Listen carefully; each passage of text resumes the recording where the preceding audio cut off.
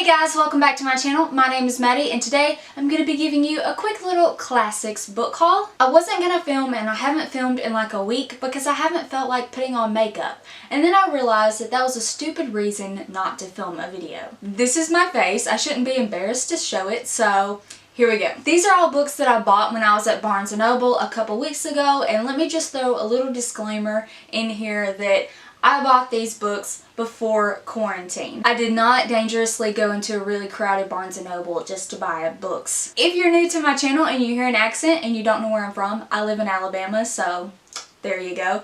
But we didn't even have our first confirmed case of COVID-19 at the time of me going to Barnes & Noble and purchasing these. So I felt like I needed to say that because I mentioned going to Barnes & Noble the other day in my last video.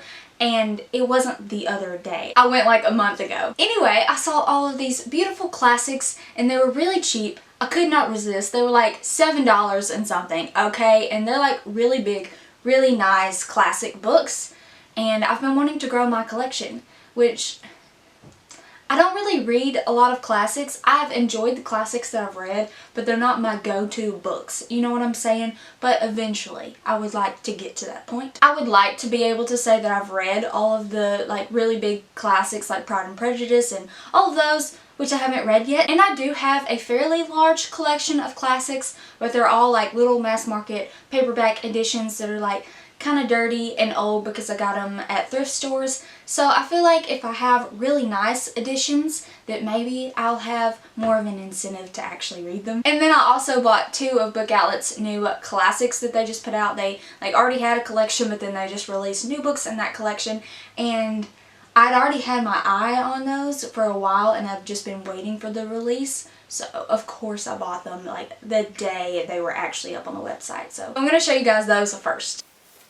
Of course, I just mentioned in a recent video that I wanted a new copy of the Arabian Nights because mine is like from the 1930s and it's super old and falling apart, and I don't want to break it any more than it already is, so I didn't want to read that copy. I wanted to buy a new one that wasn't so fragile. And I saw the Book Outlet was releasing some new editions. I saw this cover and I had to have it. Here it is. It's gorgeous. I'm definitely happy with it. And Book Outlet's Paper Mills Press Classics are like imitation leather, and they just have a really nice feel to them. I don't know if you have one of these, but they're really cool. Also, the gold and silver on this one is just absolutely stunning. I love the designs, and I don't even know if this clip gives it justice. Next, I have the Phantom of the Opera. I already have a mass market paper edition, but I mean, I had to get this one when I saw this cover. It's so pretty. And it definitely gives me more Phantom of the Opera vibes than my other edition because it's just like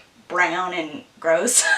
I feel like most of my favorite book covers have the black background with the red design, and this one is no exception to that. Next, I have a Hans Christian Andersen fairy tales collection. I actually did not own any of these stories before, so I'm glad to have them. I'm not particularly in love with this edition. I mean, there's nothing inherently wrong with it. It's just like a hard box cover, and the actual book itself doesn't have a dust jacket or anything. I mean, it does have a cute design on it, but I mean, it wouldn't be my first choice, but it was also pretty cheap, and I didn't think that I would find a nice edition like this anywhere else for that amount of money, so I went ahead and got it. And because I already didn't have a Hans Christian Andersen collection, I wanted to get it. I also did not previously have a Grimm's fairy tale collection, so I saw this one and I had to get it. Super cheap, y'all, and at Barnes & Noble, so.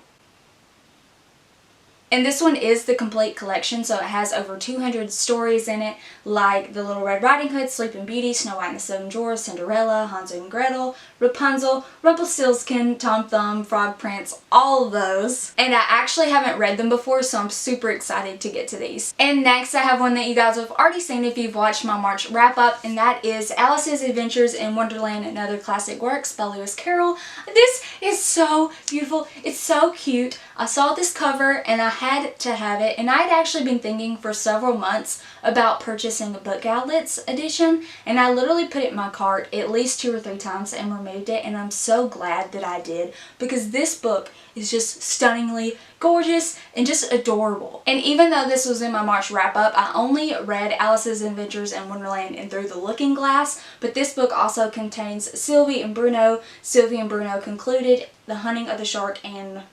Phantasmagoria. Whatever that is, I'm intrigued. Does anybody's hair get caught in your glasses, like where the arms bend? Because my hair gets stuck in there all the time and I have to rip it out and it hurts.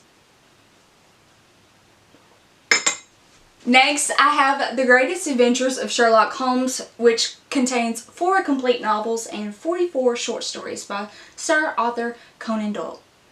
Choking on my coffee. I have never read any of the Sherlock Holmes stories before, and I've heard very mixed things about them. So I'm intrigued. I've watched the show Sherlock and it is fantastic. And I love when book characters are supposed to resemble Sherlock Holmes, but I've never read the original stories. So I'm really glad to have this edition, and the cover is gorgeous as well. I'm very happy to add this one to my collection. And lastly, in this classics haul, I have 2 books in one, and that is Jane Eyre and Wuthering Heights by Charlotte Bronte and Emily Bronte.